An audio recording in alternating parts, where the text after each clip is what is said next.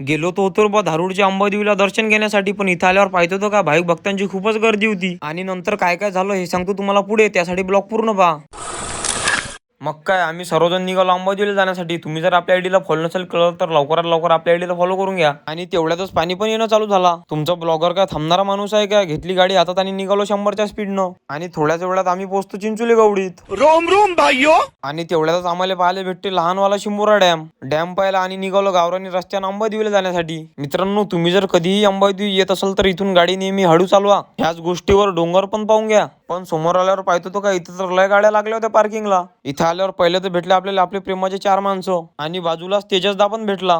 आणि इथे तर दुकानं पण लागले होते. दुकानं पाहत आम्ही निघालो समोर जाण्यासाठी. समोर आल्यावर पहिले देते बा आपल्याला काका केळं. तेच केळं खाऊन येते पाटीलच्या अंगात ताकद. मग तो काय डायरेक्ट चष्मा तोडून टाकते.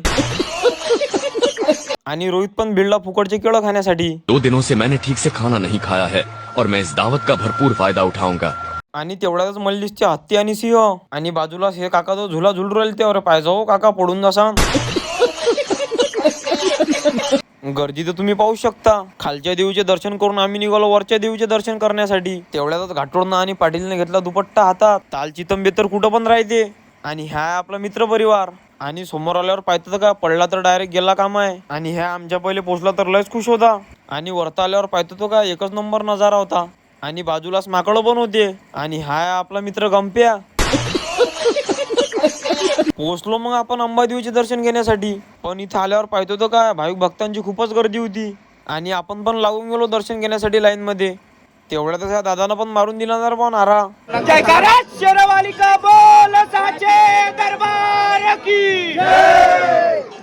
लाईन मध्ये लागल्यानंतर आमचा पण लागला होता नंबर दर्शन घेण्यासाठी. मग काय अंबादेवीचे दर्शन घेतले. निघालो मग आम्ही घरी जाण्यासाठी. भेटू पुढच्या ब्लॉग मध्ये.